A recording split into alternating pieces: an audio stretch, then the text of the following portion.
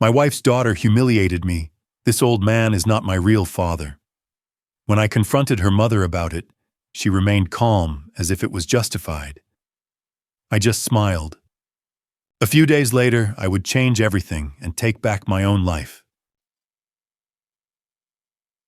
Welcome. If you enjoy this story, please like, subscribe, and comment where you're from. Quick note, this narrative includes dramatized elements for educational purposes. Any resemblance to real people or places is coincidental, but the lessons are completely real. I buried my first wife on a Tuesday. 2 years later, on a Sunday morning in February, I buried something else, my judgment, my caution, maybe even my common sense. That's what it felt like standing at the altar of St. Paul's Methodist Church, watching Rachel Daniels walk toward me in a cream-colored dress, her daughter Morgan sitting in the third pew with her arms crossed and her eyes on her phone. But before I tell you about that Sunday, I need to tell you about the Tuesday. Helen died on a Tuesday in April. The sickness came fast, and by the time the doctors caught it, there wasn't much they could do. She went peacefully in her sleep, the hospice nurse said, like that was supposed to make it easier. I stayed awake for 3 days afterward because the house felt too loud and too silent at the same time. Too loud with all the things she'd never say again. Too silent without her breath beside me in the dark. Grand Rapids, Michigan, that's where I've lived my whole life. 54 years working my way up to municipal works supervisor for the city. Steady work, honest work.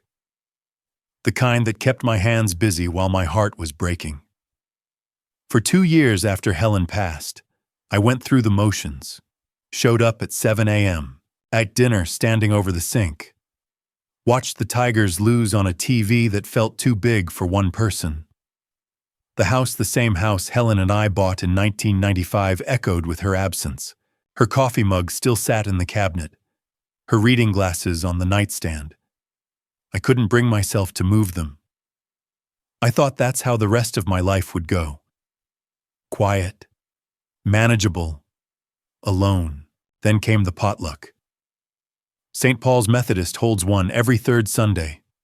After Helen died, I stopped going.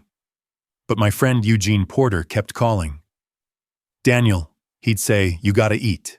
Might as well eat with people who care about you. So one Sunday in October, I went.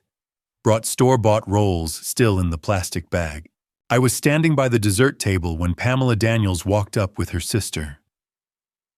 Daniel Fraser. Pamela said, I want you to meet Rachel. Rachel was younger than me, early 40s.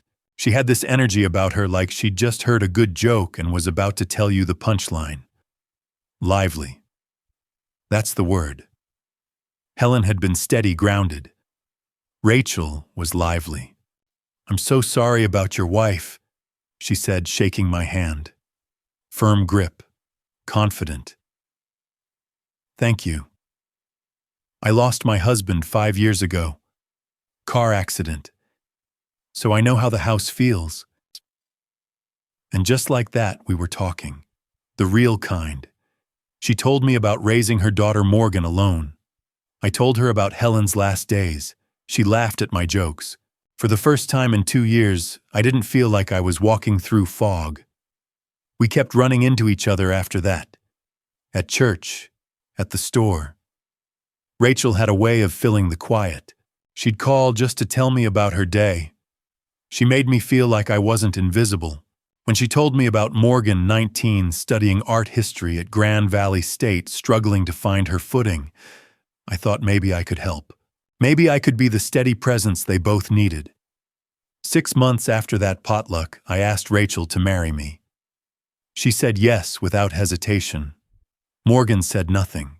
We got married on a Sunday in March. Small ceremony. My brother Walter stood beside me as best man. He'd been there through everything: Helen's diagnosis, the funeral, the sleepless nights. The night before the wedding, he'd said, "You sure about this, Danny? You barely know her." "I know enough," I told him. He didn't look convinced. The ceremony was simple. Rachel looked beautiful. Morgan sat in the third pew wearing black jeans, scrolling through her phone during the vows. When the pastor said, "You may kiss the bride," I saw Morgan roll her eyes. I told myself it was normal. Teenagers are complicated. She'd lost her father.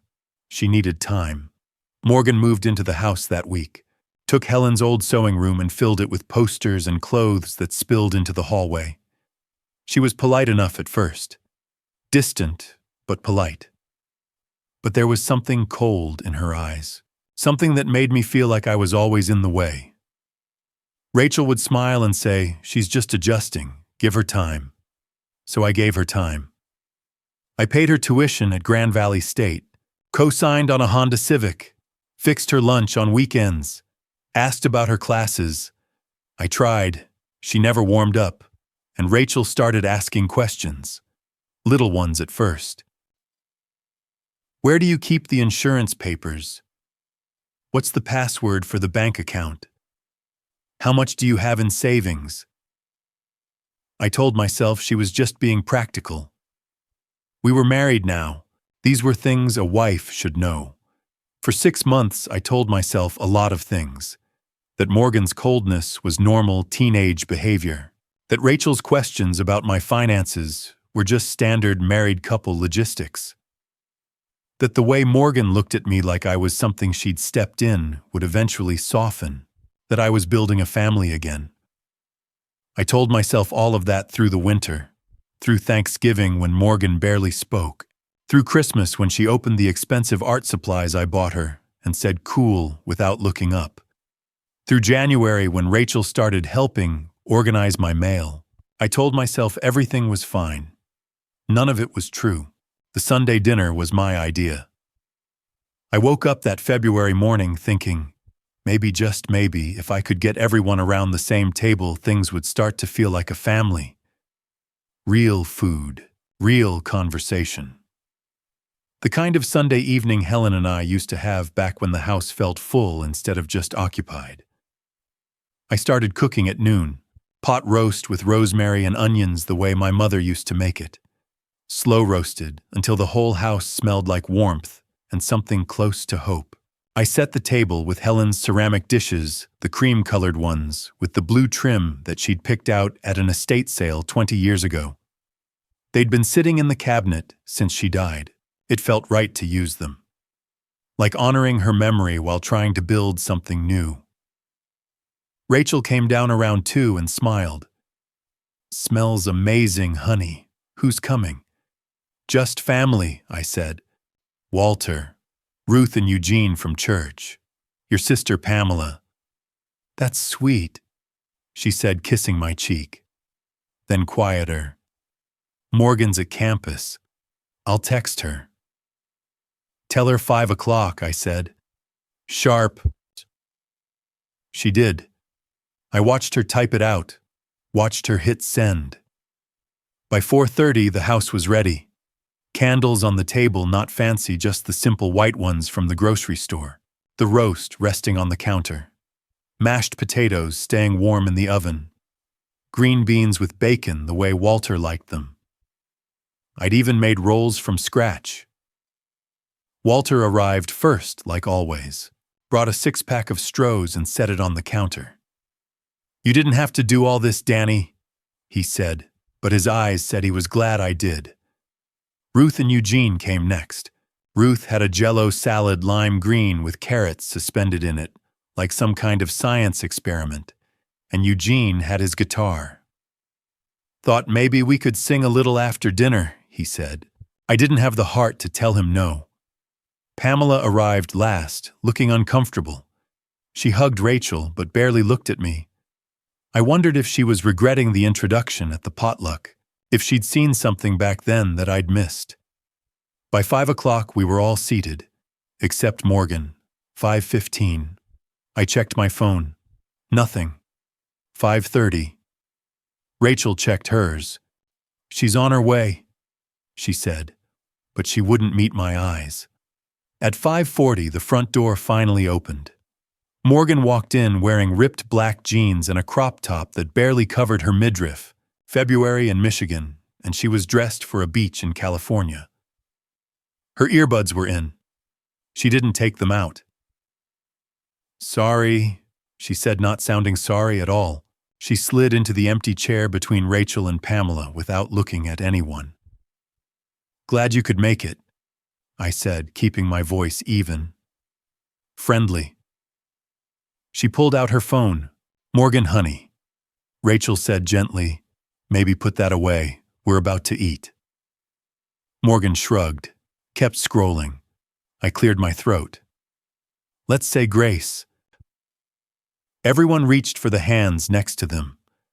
Walter took mine on my left. Ruth took my right. Morgan didn't move. Just sat there, arms loose at her sides, thumbs still working her phone screen. I closed my eyes anyway. "Heavenly Father, thank you for this food, for this home, and for the people gathered here tonight. We're grateful for your blessings and—" Morgan sighed. Loud. Heavy. The kind of sound you make when someone's wasting your time. I kept going. "And we ask that you watch over us and guide us. Amen." "Amen," everyone echoed. Everyone except Morgan. I opened my eyes. She was smiling at something on her screen. Her thumb tapped twice. A text sent. To who about what I told myself it didn't matter. Teenagers lived on their phones. That was just how it was now. We started passing dishes, the roast, the potatoes, the green beans, Ruth's Jell-O salad that nobody wanted, but everyone took a little of anyway, because that's what you do. Conversation picked up. Walter talked about the Pistons game. Eugene told a story about the new minister's first sermon. Pamela asked Rachel about work at the insurance office. Normal, pleasant, almost comfortable. Morgan didn't say a word, just pushed food around her plate with her fork phone flat on the table next to her water glass. Every few seconds it would light up. She'd glance down. Her mouth would curl into a little smile, then back to the food she wasn't eating. I watched her from across the table. Watched the way she acted like the rest of us weren't even there. Like this meal I'd spent hours preparing was beneath her notice. Like the people who'd shown up, people who'd known her since she was a kid, were just background noise. Rachel touched her arm once. "Honey, how was campus today?" "Fine." Morgan said, not looking up. That was it. Fine. 5 minutes later, her phone buzzed again. She picked it up, started typing. I set down my fork, gently, carefully. I looked at Rachel. She wouldn't meet my eyes. I looked at Walter. He was staring at his plate, jaw tight. Ruth and Eugene had stopped talking. The silence at the table was the kind that makes your ears ring. I took a breath, tried to make my voice sound calm, kind. The way you talk to a child who doesn't know better. "Morgan, honey," I said, "could you put the phone down during dinner?" She didn't even blink. Instead, she leaned back in her chair, crossed her arms over her chest, and spoke loud enough for everyone to hear. "You're not my dad." 4 words, said loud enough that the candles seemed to flicker. Morgan didn't look at me when she said it. She looked at her phone, like I wasn't worth the effort of eye contact. "You're just some old guy who supervises road crews and thinks paying my tuition makes you family." The room went still. Not quiet still, like the air itself had frozen solid. Ruth's fork stopped halfway to her mouth. Eugene's hand went motionless on his water glass. Pamela's eyes dropped to her plate so fast I heard her neck crack. I felt my face get hot, then cold, then hot again. I opened my mouth, tried to find words that wouldn't sound weak or angry or desperate, tried to find the right thing to say to a 19-year-old girl who'd just told me exactly what I was worth in front of people who'd known me my entire life. But Rachel was faster. She reached across the table, put her hand on Morgan's arm, not pulling her back, not scolding her, just touching her, supporting her. Then Rachel looked at me, really looked at me, and when she spoke, her voice was calm, almost gentle, like she was explaining something to a child. "I told you from the start," she said. "She already has a father." She paused. "Let that sink in. Now you're just the checking account with a pulse." The words hit me like a fist to the sternum. I actually felt my breath catch, felt something crack deep inside my chest, where I'd been holding hope together with wire and prayer. A checking account with a pulse. That's what I was. I looked around the table. Walter's face had gone red, jaw clenched so tight, I could see the muscle jumping. Ruth had tears in her eyes, staring at her lap. Eugene had set down his fork, lips pressed into a thin line. Pamela was staring at Rachel like she didn't recognize her own sister. Nobody said anything. Nobody defended me. Morgan went back to her phone, started typing. Her thumbs moved fast, confident, probably texting her friends about it, probably laughing. Rachel picked up her fork, cut a piece of pot roast, put it in her mouth like nothing had happened, like she hadn't just gutted me in front of everyone I cared about. I sat there trying to remember how to breathe, trying to understand how the woman who'd cried in my arms about her dead husband, who'd told me she loved me, could say something like that, and mean it, because she meant it. I could see it in her eyes. This wasn't anger. This wasn't frustration. This was truth. The truth she'd been thinking for months. I was the checking account with a pulse. My hands were shaking. I put them in my lap so no one would see. My ears were ringing. My throat felt like someone had their hands around it. But I didn't yell, didn't throw anything, didn't storm out. Men from my generation, men raised in places like Grand Rapids, we don't do that. We hold it in. We hold it all in until it turns into something cold and hard and permanent. I pushed my chair back, slowly. The legs scraped against the hardwood floor Helen and I had refinished together 15 years ago. The sound was loud in the silence. Sharp. Ugly. I stood up. "I'm going to get more iced tea," I heard myself say. My voice sounded normal, steady, like I was fine, like nothing had just happened. I walked toward the kitchen, felt every eye on my back except Morgan's. She was still on her phone. The kitchen was dark. I hadn't turned the lights on yet because dinner was supposed to be by candlelight. I stood at the sink and gripped the edge of the counter, stared at the window above it.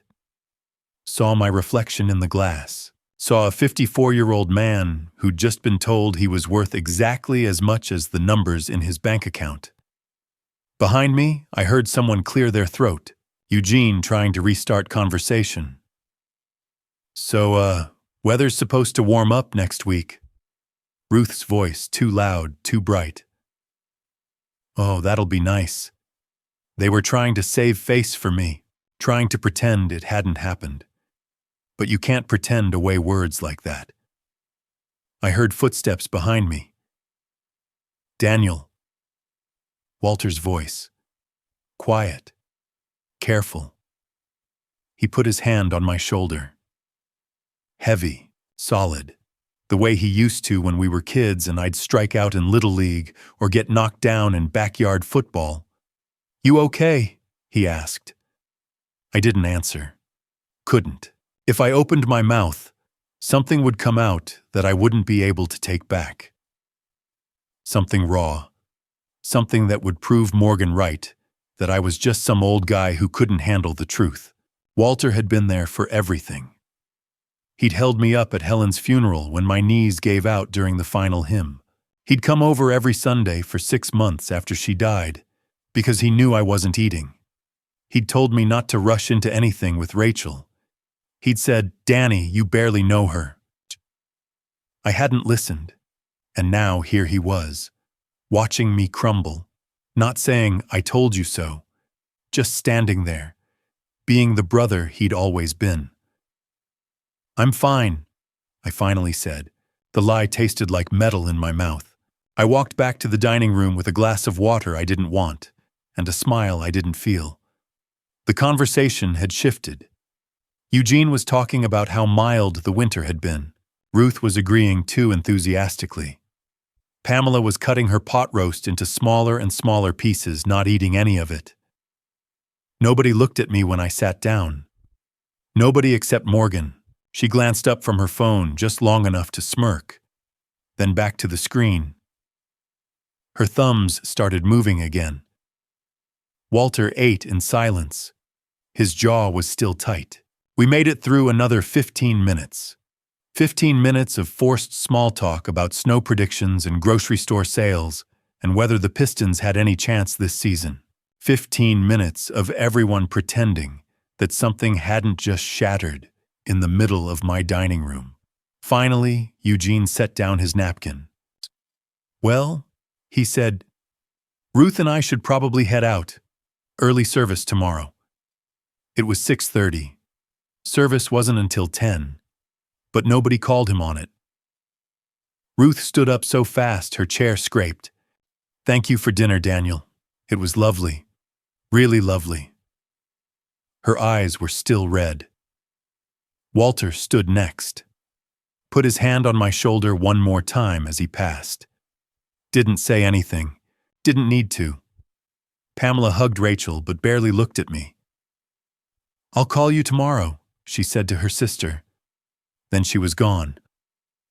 By 7 o'clock, the house was empty except for the three of us. Rachel started clearing plates. Running water in the sink. The sound of dishes clattering filled the silence where conversation used to be. Morgan walked past me like I was furniture, went upstairs. I heard her door close, then music, loud enough that the floorboards vibrated. I stood in the living room staring at the wall. Helen's picture hung there, the one from our 25th anniversary. She was wearing the blue dress she loved, smiling, happy. I'd put that picture up 3 weeks after she died because I couldn't stand the empty space. Now Rachel walked past it every day without looking, like Helen had never existed, like this had always been her house. I went to bed at 8, not because I was tired, not because I was sad, because I was done pretending for the day, done smiling, done acting like everything was fine when my wife and stepdaughter had just told me I was nothing more than a bank account with a pulse. I lay in the dark next to Rachel. She came to bed around 9, didn't say anything, didn't apologize, just got under the covers and turned away from me. I stared at the ceiling. At midnight, I was still awake. At 1, I gave up trying. At 3 in the morning, I got out of bed, went downstairs in the dark, made coffee. The kitchen felt different at that hour. Colder, empty. The only sound was Helen's old wall clock ticking on the wall above the stove. Tick, tick, tick. Each second another reminder of how much time I'd wasted. I sat at the table with my coffee, black, no sugar, the way I'd been drinking it for 30 years. And I thought about the last 6 months, about Rachel's questions. Where do you keep the insurance papers? What's the password for the bank account? How much is in your retirement? I'd thought she was being practical, smart. The kind of thing a good wife asks. But wives don't look at their husbands the way Rachel had looked at me tonight. Wives don't sit there and let their daughters call their husbands old men who think money makes them family. Unless that's exactly what they think too. I thought about the mail, how Rachel had started organizing it, how she'd said, "Don't worry, honey, I'll handle the bills this month." How I'd been grateful. One less thing to worry about. I thought about the joint account we'd opened, how she'd said it was easier, how modern couples did everything together. I thought about Morgan's new clothes, the concerts she went to, the weekends in Chicago she said her friends paid for, and I thought about the way Rachel had said it. You're just the checking account with a pulse. Not angry, not defensive, matter of fact, like it was obvious, like everyone knew. By the time the sun came up, I'd drunk 4 cups of coffee and made a decision. If I wasn't allowed to be Morgan's father, then I sure as hell wasn't going to be her provider. But first I needed to know. I needed to see it. Black and white. Numbers that didn't lie. I needed to know if the woman I'd married had married me or my bank account. At 7, I heard footsteps upstairs, Rachel's shower running, Morgan's alarm going off and getting snoozed 3 times. Normal. Like yesterday hadn't happened. I made more coffee, started breakfast, scrambled eggs and toast, set the table like I always did. Rachel came down at 7:30, smiled at me, kissed my cheek. "Morning, honey," she said, like nothing had changed. "Morning," I said. Morgan came down at 8, grabbed a protein bar and her backpack. Didn't look at me, didn't say goodbye. The door closed behind her. Rachel poured herself coffee. "What's your day look like?" I rinsed my plate in the sink, looked out the window at the February morning. Gray sky, frost still on the grass. "Need to pick up some things at the hardware store," I said. The first lie I'd ever told her. "Okay," she said. "See you tonight." I got my coat, my wallet, my keys, and at 8:45 on a Monday morning, I walked into Cornerstone Community Bank. Ernest Williams was behind the counter. He'd been working there since before I got married the first time. He'd helped Helen and me get our first mortgage. He'd refinanced the house when rates dropped. He'd worked out a payment plan for Helen's medical bills when the insurance ran out. He knew me, really knew me. When he saw my face that morning, something shifted in his expression. "Daniel," he said. "Everything okay?" I walked up to his window, put my hands flat on the counter. "See, I need to review my accounts," I said. He nodded slowly, started typing.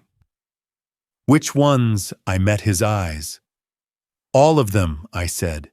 "Every single one." Ernest's office smelled like burnt coffee and copy paper.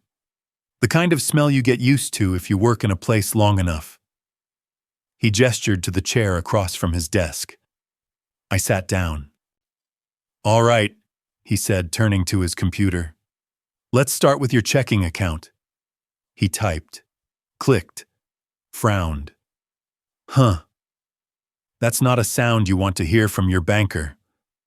"What?" I asked. He leaned closer to the screen, then closer still, like he was trying to make sense of something that didn't add up. "You've got some activity here I don't remember seeing before." He turned the monitor toward me. 3 credit cards. All in my name. All maxed out. Capital One $18,000 limit. $18,000 balance. Discover $15,000 limit. $12,000 balance. Visa $9,000 limit. $9,000 balance. Total $42,000. I stared at the screen. The numbers didn't move. They just sat there glowing. "I didn't open these," I said. Ernest's jaw tightened. He picked up his phone and pressed a button. "Yeah, I need you in here. Now." A younger guy appeared in the doorway about 30 seconds later, mid-20s, sharp haircut, nervous energy. Ernest pointed at the screen without looking away from me. "Pull the application records for these 3 cards," Ernest said. "All of them." The kid sat down at the second computer in the corner and typed fast. His fingers moved like he was playing piano. After about 20 seconds, he stopped. "Okay," he said. All 3 were opened online. Same IP address, same device, all used his social security number. He looked at me. "Do you remember filling out these applications, sir?" "No," I said. "Because I didn't." Ernest nodded slowly, like he'd been afraid I was going to say that. Then we've got a problem. He hit print. The printer on the filing cabinet hummed to life. Pages started spitting out one at a time. Ernest gathered them into a stack, tapped them against the desk, to straighten them, and handed them to me. Transaction history, he said quietly. All 3 cards. Last 16 months. Shatu, 17 pages. I looked at the first one. My hands started shaking on page 3. Louis Vuitton Chicago, $2,850. Nordstrom Grand Rapids, $1,340. Apple Store Woodland Mall, $1,200. I turned the page. My throat felt tight. Ticketmaster Coachella Festival, $1,200. Hyatt Regency Chicago, $890. Sephora, $780. I kept going. The numbers blurred together for a second, then sharpened again. Airbnb Miami Beach, $650. Delta Airlines, $540. Urban Outfitters, $430. Nordstrom again, $320. Target, $215. Starbucks, $47. I stopped, stared at that last one. $47 at Starbucks. That's not coffee. That's a week's worth of lattes and pastries. I turned to page 9. That's when I stopped breathing. Venmo transfer to Morgan Daniels, $500. Venmo transfer to Morgan Daniels, $300. Venmo transfer to Morgan Daniels, $200. Venmo transfer to Morgan Daniels, $150. My vision tunneled. I could hear my heartbeat in my ears. Ernest was talking, but I couldn't hear him. I flipped to the next page. Page 10 was more of the same. Bars, restaurants, Uber rides across 3 different states. The Capitol Grill, Detroit, $312. STK Steakhouse, Chicago, $468. Nobu, Los Angeles, $623. Page 11 was shopping again. Fashion Nova, Revolve, Skims, brands I didn't recognize but could guess weren't cheap. Page 12 was travel, rental cars, hotel upgrades, first-class flights. Hertz Rental Miami, $234. Marriott Marquis New York, $751. American Airlines Upgrade, $290. Page 13 was subscriptions and memberships. Netflix, Hulu, Disney Plus, Spotify Premium. A gym membership at Equinox in Chicago. That one was $200 a month. Page 14 was more Venmo transfers. Venmo to Morgan Daniels, $200. Venmo to Morgan Daniels, $350. Venmo to Morgan Daniels, $100. Venmo to Morgan Daniels, $400. I counted them. 14 transfers, just on this page. Page 15 was retail therapy. Forever 21. H&M, Zara, Lululemon. Sephora again. Ulta Beauty. Free People. Lululemon Woodland Mall, $378.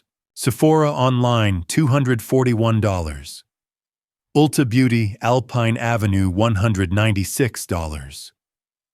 Page 16 was entertainment. Concert tickets. Sporting events. A spa day in Scottsdale. Pistons versus Lakers, courtside, $800. Miraval Resort and Spa Scottsdale, $1,200. Bruno Mars United Center Chicago, $650. I turned to page 17. The last page. More Venmo, more shopping, more hotels, and at the bottom, in small print, a note from the fraud detection system. Unusual activity flagged multiple high-value transactions across state lines. Account holder contact recommended. I set the pages down on Ernest's desk. My hands weren't shaking anymore. They were steady, cold. By page 17, I understood. I understood what Morgan meant when she said I wasn't her dad. I understood what Rachel meant when she called me the checking account with a pulse. Because that's all I was. A name, a social security number, a credit score, a man with decent income and a house that was paid off. I wasn't a husband. I was a resource. I wasn't a father. I was a funding source. And the worst part, I'd made it easy. I'd handed over my mail. I'd let Rachel help with the bills. I'd trusted her when she said she was organizing things. I'd been so desperate to believe that someone could love me again that I'd ignored every single red flag. Ernest was watching me carefully. He hadn't said a word in at least 2 minutes. Finally, he cleared his throat. "Daniel, I'm sorry, but there's more." I looked up. He scrolled down on his computer, clicked again, turned the screen toward me one more time. "There's a joint account here," he said quietly. "Opened about a year ago. Your name. And Rachel Daniels. Full access for both of you." I stared at the screen. The account had been opened 16 months ago, 2 months before we got married. My direct deposit from the city, my entire paycheck had been rerouted into this account. Not partially, entirely, for the last 12 months. And Rachel had been withdrawing it. Every 2 weeks. Like clockwork. 1,500 here. 2,000 there. Sometimes more. Sometimes less. But always within a day or two of the deposit hitting. Ernest scrolled through the transaction history.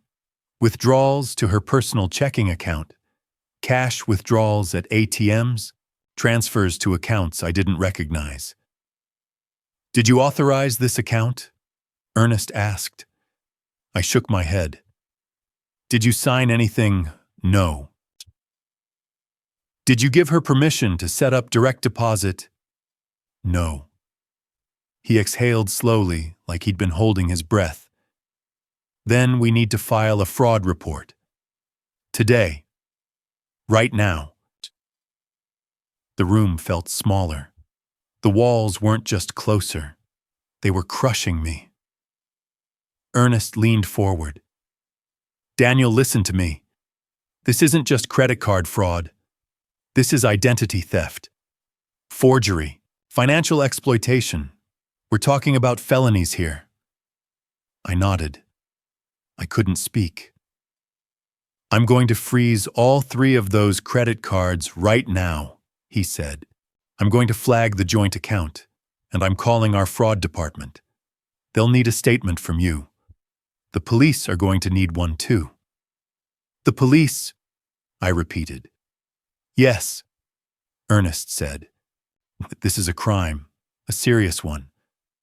I sat there for a long time, maybe a minute, maybe 5.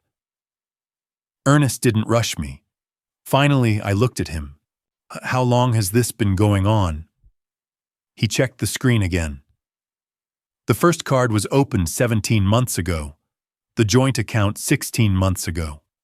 The other 2 cards about a year ago." 17 months. Rachel and I had been together for 2 years. Married for 6 months, which meant she'd started stealing from me before we were even engaged. The room didn't just feel small anymore. It felt airless. Ernest was still talking.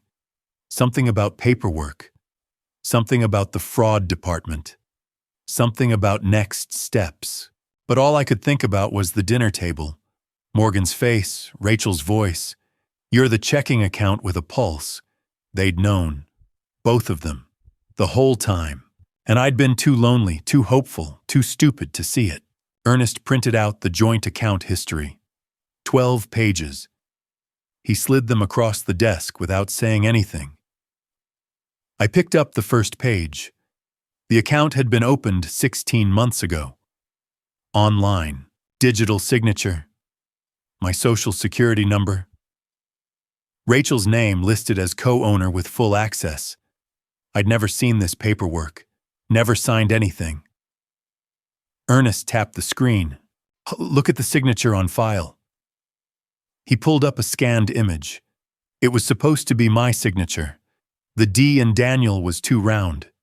The F in Fraser had a loop I'd never made in my life. That's not my signature, I said. I know, Ernest said quietly. Which means we're looking at forgery. The first withdrawal was from 17 months ago. $500 cash. 3 days later, $750. A week after that, $1,200 transferred to Rachel's personal account. Page after page. Withdrawals every few days. Sometimes cash. Sometimes transfers. And then about a year ago, my direct deposit kicked in. Every 2 weeks, my entire paycheck from the city landed in this account. $2,300. Twice a month. And every 2 weeks, Rachel withdrew it. Sometimes the same day. Sometimes the next morning. She'd leave just enough to make it look normal. 300 here. 500 there. But the rest? Gone. I did the math. 12 months. 24 paychecks. $2,300 each. $55,000. On top of the $42,000 in credit card debt. $97,000. Ernest pulled up another screen. Let me show you where the money went. Louis Vuitton, Chicago. $2,850. I remembered that purse. Morgan had posted it on social media about 4 months ago. She was holding it in some restaurant downtown, smiling at the camera. Caption said something about treating myself. I'd scrolled past it and thought her father must have bought it for her. Ticketmaster Coachella Valley Music Festival. $1,200. 2 VIP passes. Morgan had gone to Coachella last April. I remembered because she'd asked for time off from her job at Target. Said her friends were paying for the trip. Said it was a graduation gift. Hyatt Regency Chicago. $890. Weekend stay. Rachel's girls' weekend with her sister Pamela 3 months ago. She'd come back talking about the spa and the shopping and the fancy brunch they'd had. Said Pamela paid for the hotel because it was her birthday treat. Sephora Woodland Mall, $450. Nordstrom Downtown Grand Rapids, $3,200. Apple Store Rivertown Crossings, $2,400. I remembered the packages. They came almost every week. Big Nordstrom boxes, small Sephora bags, Apple boxes with new MacBooks and iPads and AirPods. Rachel always said they were gifts from her ex-husband. Said he still sent Morgan things because he felt guilty about the divorce. I'd believed her. Airbnb Nashville, $680. 4-night stay. Venmo transfer to Morgan Daniels, $500. Venmo transfer to Morgan Daniels, $300. Venmo transfer to Morgan Daniels, $800. Venmo transfer to Morgan Daniels, $1,200. I counted them as Ernest scrolled. 37 Venmo transfers to Morgan over 16 months. $4,800. Just in cash. Ernest kept scrolling. Fleming's Prime Steakhouse Grand Rapids. $372. The Chop House Ann Arbor. $416. Blue Water Spa Grand Haven. $450. Couples Massage and Facial. Lush Salon East Grand Rapids. $320. Highlights and Blowout. I stared at that last one. Rachel had come home with new hair 2 months ago. Blonde highlights. She'd told me Pamela paid for it. Said her sister had a gift card she wasn't going to use. All of it. Every gift. Every package. Every trip. Every dinner. Every spa day. I'd paid for it all, and I hadn't even known. Ernest leaned back in his chair. His face was hard. Daniel, this is identity theft. Clear as day. We need to file a fraud report. Today. I looked at him. Not yet. He frowned. Why not? Because I need to see something first. Ernest studied my face for a long moment. Then he nodded slowly. All right. But you need to file that report within 72 hours, or the bank's fraud protection won't cover you. You understand? I understand. He gathered all the pages into a folder. Credit card statements, joint account history, transaction logs, everything. The folder was thick, heavy in his hands. He slid it across the desk to me. I've known you for decades, Daniel. Ernest said quietly. There was something in his eyes I'd never seen before. Anger. On my behalf. You're one of the most decent men in Kent County. You don't deserve this. I picked up the folder. It felt heavier than it should have, like I was holding proof of every lie, every manipulation, every moment I'd been too trusting to see what was right in front of me. Thank you, Ernest, I said. You call me if you need anything, he said. Anything at all. I stood up, shook his hand, walked out. The folder sat on the passenger seat of my truck. It felt like it weighed more than a brick. The papers inside weren't just transactions. They were betrayals, receipts for disrespect, proof that the woman I'd married had looked at me and seen nothing but a resource to drain. But I didn't go home. Something kept bothering me. Something Morgan had said at dinner. Someone else paid for that hotel. But I'd just seen the receipts. I'd paid for that hotel. I'd paid for the flights. I'd paid for the festivals and the purses and the spa days and the Venmo transfers. So why did Morgan think someone else had paid, unless she didn't know it was my money? Unless Rachel had told her it came from somewhere else? I drove east, toward Grand Valley State University, toward the student parking lot, toward the Honda Civic I'd co-signed for 6 months ago, because Morgan needed a reliable car to get to class. I found it in the back row, parked crooked across 2 spaces. I pulled up next to it, got out, walked over. The door was unlocked. I opened the passenger side and popped the glove compartment. Inside were registration papers with my name on them, a pack of spearmint gum, an old Target receipt, and underneath it all, a navy blue velvet box. I knew that box. I'd bought it in 1998 at a jewelry store in downtown Grand Rapids. Paid for it over 6 months, because that's all I could afford back then. Helen had cried when I opened it at the lighthouse on Lake Michigan. It was supposed to be in my dresser drawer, in my bedroom, where I'd kept it for 2 years because I couldn't bring myself to put it anywhere else. I picked it up, opened it. Helen's ring was still inside. The small diamond caught the afternoon light. Simple, classic. Everything Helen was, but tucked into the lid was a Polaroid photo. Morgan, smiling at the camera, hand outstretched. Helen's ring on her finger, peace sign with the other hand. Someone had written on the bottom in Morgan's handwriting, fake proposal pics for social media, LOL. I stared at that word. LOL. Like Helen's ring was a joke. Like our marriage was a prop. Like 30 years of love was something to laugh about. My hands started shaking. I closed the box, put it in my coat pocket, looked in the back seat. Fast food bags, a Target vest, textbooks piled on the floor, and wedged between the seat and the door, a spiral notebook. I reached back and pulled it out, opened it. Morgan's handwriting, page after page. The first entry was from 8 months ago. Plan A, make the old guy snap. Call the cops. Mom gets the house. I turned the page.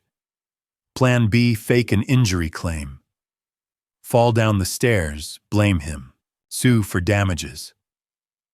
Another page. Plan C. Steal the house deed from his office. And below that, old guy caught me in his office looking for stamps. Totally believed me, LOL. I kept reading. Screenshots printed out and taped into the notebook. Text messages between Morgan and Rachel. Morgan. This old dude trying to bond is cringe of Rachel. Just smile and nod, baby Morgan. How much longer can we milk this before he figures it out? Rachel, 6 more months. Keep him calm through summer. Then we're set. Another screenshot. Morgan found his dead wife's ring in his dresser. Rachel, what are you gonna do with it? Morgan, fake engagement pics with Tyler LMAO. Rachel, LMAO, do it. I turned the page. More messages. Morgan, dinner tonight is gonna be hilarious. Should I go nuclear? Rachel, not yet. Wait till we have the account transfers locked in. Morgan, fine. But I'm done pretending after that. Another page. This one had a list. Things to take when we leave KitchenAid. Mixer, flat screen, TV, living room, laptop from office, wedding china, sell on eBay. Tools from garage pawn shop, below that dad's ring is worth at least 2 keln. Tyler says he knows a guy. Helen's ring. The one I gave her on a pier at sunset. The one she wore every day for 28 years. Morgan was going to sell it to a guy. I kept reading. Every page was worse than the last. Morgan, honestly impressive how stupid he is. We've been draining him for over a year and he has no clue. Rachel, that's what grief does. Makes people desperate. Morgan, should I feel bad, Rachel? For what? Taking money from a man who can afford it. He's not your dad. You don't owe him anything. Morgan, true. He's just a wallet with a pulse, lol. There it was again. LOL. Like I was the punchline. Like everything I'd done, every dollar I'd spent, every attempt to be a father to this girl was hilarious. I turned to the last entry, dated 3 days ago, the day before the dinner, Sunday dinner tomorrow. Mom says act normal. Old guy is planning some big family thing, probably gonna try to guilt me into being nicer. Not happening. I'm so done with this fake family shit. Can't wait to blow it all up at the table. Rachel says wait, but I'm tired of waiting. He deserves to know what we really think of him. I closed the notebook, sat there in Morgan's car. The February cold was seeping in through the door I'd left open. My breath fogged in the air. I stared at the velvet box in my hand. Helen's ring. The sacred thing I'd kept safe for 2 years. The last physical piece of the life we'd built together. And Morgan had put it on, posed for photos, laughed about it with her friends. I'm sorry, Helen, I whispered. My voice cracked. I let them into our house. I let them touch your things. I let them make a joke out of us. I sat there for a long time. Maybe 10 minutes, maybe more. Then something inside me shifted. My voice came out different, harder. But that's done now. It ends here. I closed Morgan's car door, got back in my truck. The folder from Ernest was still on the passenger seat. 17 pages of credit card fraud, 12 pages of joint account theft. And now this, Morgan's notebook. Written proof that every word, every smile, every "I'm trying, Daniel" had been a performance. I drove home. It was around 8 that night when I pulled into my driveway. Rachel's car was there. The lights were on upstairs. Morgan's music was playing through her bedroom window. I didn't go inside right away. I sat at the kitchen table with everything spread out in front of me. The folder from Ernest, the notebook, the ring box. I stared at it all for hours. The word LOL kept burning in my mind. 17 times in that notebook. 17 times they'd laughed at me. At 10:30, my phone rang. Unknown number. "Ah, Daniel, it's Ernest." His voice was tight, urgent. "I went through the accounts more thoroughly after you left," he said. "You need to come back tomorrow, first thing." I sat up straighter. "What did you find?" "This isn't just fraud between you and your wife," Ernest said. "There are patterns here, indicators of systematic behavior. Daniel, I think she's done this before." The kitchen went quiet. I could hear the clock ticking on the wall. "What do you mean?" I asked. "I can't discuss it over the phone," Ernest said. "But you need to talk to the police tomorrow. I've already made some calls." "The police?" "Yes. This is bigger than credit card fraud, Daniel. This is organized criminal activity, identity theft on a felony scale." I looked at the notebook on the table. Morgan's handwriting. Plan A, Plan B, Plan C. "All right," I said. "What time?" 9 a.m. I'll have someone here waiting." He hung up. I didn't sleep that night. Just sat at the kitchen table staring at the evidence. Every hour or so, I'd hear Rachel moving around upstairs, the toilet flushing, her footsteps in the hallway. Once she came halfway down the stairs. "Daniel, you still up?" "Yeah," I said. "Couldn't sleep." "You okay?" "Fine, just thinking about work." She went back to bed. I sat there until sunrise. At 8:45 the next morning, I walked back into Cornerstone Community Bank. Ernest was waiting in his office with someone I'd never seen before. A woman. Early 40s, sharp eyes, professional suit. She stood up when I walked in and extended her hand. "Mr. Fraser, I'm Detective Susan Miller, Grand Rapids Police Department Fraud Investigation Unit." I shook her hand. Her grip was firm. "Ernest called me yesterday afternoon," she said. "He briefed me on your situation. I've been looking at the account activity overnight." She gestured to the chair. I sat down. Susan pulled out a folder of her own, thicker than Ernest's. "Mr. Fraser, this isn't just civil fraud," she said.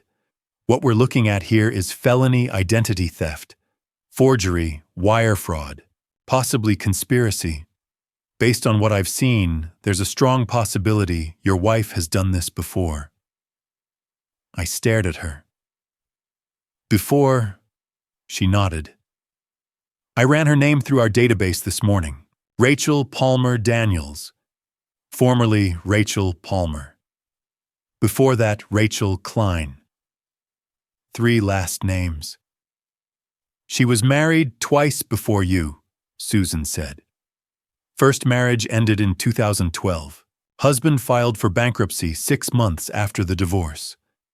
Second marriage ended in 2018. That husband filed a restraining order and a fraud complaint. Case was dropped when he moved out of state." She slid a printout across the desk. A police report from Ohio. Rachel's photo. Younger, different hair. Same face. Allegations, unauthorized credit card usage, forged signatures, joint account manipulation. Status case dismissed. Victim declined to pursue charges. She moved to Michigan 2 months after that case was filed, Susan said. Clean slate, new state, and 6 months later, she met you. I felt sick. There's more, Susan said. I pulled Morgan's records too. She's 19. No criminal history. But there are 3 different addresses listed for her over the last 5 years. All in different states, all connected to Rachel's moves. She looked at me carefully. Mr. Fraser, I think you were targeted. Rachel Palmer Daniels appears to have a pattern of finding recently widowed or divorced men with assets. She moves fast, marries within a year, starts draining accounts immediately, then disappears before anyone realizes what's happening. I thought about the potluck at St. Paul's Methodist, Pamela introducing Rachel, Rachel's questions about my house, about Helen's insurance payout, about my pension. All of it had been reconnaissance. "What do I do?" I asked. Susan leaned forward. "You bring me everything, every document, every photo, every text message, every piece of evidence you have. We're opening a criminal investigation. I want charges filed within a week." I nodded. "But here's the hard part," Susan said. Her voice dropped lower. "You can't confront them. Not yet. Don't let them know you know. We need time to build a case that won't fall apart in court. If Rachel suspects we're investigating, she'll run. And if she runs, we lose her." I looked at her, at Ernest, at the folder between us. "How long?" I asked. "A few days," Susan said. "Not weeks. We move fast on cases like this. But I need you to go home. Sleep next to her. Act normal. Can you do that?" I thought about Rachel upstairs last night, asking if I was okay. I thought about Morgan's music playing through the walls. I thought about Helen's ring in Morgan's glove compartment. The word LOL written 17 times in that notebook. "How long?" I asked again. 72 hours, Susan said. 3 days. Then we move. Going home and sleeping next to Rachel while knowing everything, that would be the hardest thing I'd ever done. But I could do it. For justice. For Helen. For myself. "All right," I said. 3 days. The next morning, Tuesday, I walked into the Grand Rapids Police Department, carrying a banker's box. Susan had told me to bring everything, every document, every photo, every piece of evidence I had, so I did. She met me in the lobby, led me down a hallway that smelled like burnt coffee and old carpet, through a door marked Fraud Investigation Unit, into a conference room with a long table, fluorescent lights, and a window that looked out onto the parking lot. "Set it down here," she said, gesturing to the table. I opened the box, bank statements from Ernest. 17 pages of credit card fraud. 12 pages of joint account history. Morgan's spiral notebook with her handwritten plans. Screenshots of text messages between her and Rachel. The Polaroid of Morgan wearing Helen's ring. And the ring box itself. Navy blue velvet. Worn at the edges. Susan put on reading glasses and started going through it. Page by page, line by line. She didn't say anything for the first 10 minutes. Just read. Made notes on a yellow legal pad. Took photos with her phone. Finally, she looked up. "Walk me through the timeline," she said. So I did. Met Rachel at the church potluck in October 2 years ago. Started dating a week later. She asked about my house, my job, my finances within the first month. Married 6 months later in March. Joint account opened 2 months before the wedding without my knowledge. First credit card opened in my name a month after that. Morgan moved in. The packages started arriving. The trips Rachel said Pamela paid for. The Venmo transfers I never authorized. Susan wrote it all down. "Did you ever give her your social security number?" she asked. She said she needed it for the marriage license, I said. And for the joint account, or at least that's what she told me. Susan nodded, made another note. "Did you ever sign anything authorizing these credit cards?" "No." "Did you give her permission to redirect your paycheck?" "No. I didn't even know she'd done it until Ernest showed me." Susan set down her pen. Looked at me over her glasses. "Mr. Fraser, you're not the first. she said. Rachel Palmer has a pattern. We pulled her full history overnight. 3 aliases. Rachel Klein, Rachel Palmer Daniels. 5 different addresses in the last 10 years. Ohio, Indiana, Illinois, now Michigan. Always moves after 2 to 3 years. Always targets recently widowed or divorced men. Always leaves before anyone presses charges. She slid a printout across the table. A map with red dots marking cities. Columbus, Fort Wayne, Peoria, Grand Rapids. This is organized, Susan said. Calculated. She's been doing this for at least a decade. I stared at the map. Thought about the other men. The ones who'd been where I was sitting now. The ones who'd believed her, too. What about Morgan? I asked. Susan flipped through her notes. Morgan Daniels, 19, born in Ohio, no criminal record. But she's been moving with Rachel her whole life. 3 high schools in 3 different states. I think Rachel's been training her. Training her. Like this was a skill you passed down. Like stealing from grieving men was a family business. What happens now? I asked. Susan leaned back in her chair. Criminally, we're building a case for identity theft, wire fraud, and conspiracy. That'll take a few more days.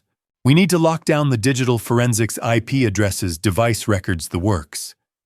But we'll have enough to arrest both of them by Friday. Both of them. Morgan's an adult, Susan said. She's on those text messages. She knew what was happening. She participated. That makes her a co-conspirator. I thought about Morgan sitting at the dinner table, phone in her hand, smirking. You're just some old guy. Yeah, she'd known. But there's a civil side to this too, Susan said. Protecting your assets.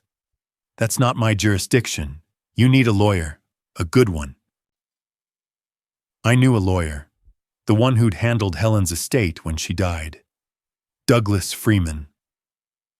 I pulled out my phone, dialed his number. He answered on the second ring. Douglas, I said. It's Daniel Fraser. I need help. An hour later, Douglas Freeman walked into the conference room. Late 50s, calm demeanor, sharp suit. He'd been Helen's lawyer for years, helped us with the will, with the medical power of attorney when the treatment stopped working. He'd sat with me in his office the week after she died and gone through every document line by line. He shook my hand, nodded at Susan, sat down and looked at the evidence spread across the table. He didn't say anything for a long time, just read, like Susan had, but his jaw got tighter with every page. Finally, he set down Morgan's notebook. You should have called me the day you found this, he said. I'm calling now. Douglas pulled out his own legal pad, started making notes. All right, here's what we're doing. Criminal side Detective Miller handles, civil side I handle, and we move fast. He looked at Susan. What's your timeline? Arrest warrants by Friday, Susan said. Maybe sooner if forensics comes back clean. Douglas nodded. I'll file emergency motions today. Freeze the joint account. Freeze the credit cards. File for divorce. Restraining order to keep them out of the house. Get it all in front of a judge by tomorrow morning. Can you do that? I asked. I can if the judge sees what I'm going to show him, Douglas said. He tapped Morgan's notebook. This is conspiracy in writing. A judge will grant emergency relief. Susan looked at me. Daniel, you understand what this means, right? Once Douglas files these motions, Rachel's going to know. She's going to figure out you've been investigating. The accounts freeze tomorrow. That's when everything changes. I nodded. How long before the accounts are frozen? I asked Douglas. Emergency hearing is set for tomorrow morning at 9, he said. If the judge signs the order, accounts freeze by noon Wednesday. You'll have sole access to your paycheck. Credit cards will be canceled. She won't be able to touch anything. Wednesday at noon. Less than 24 hours. Douglas closed his legal pad.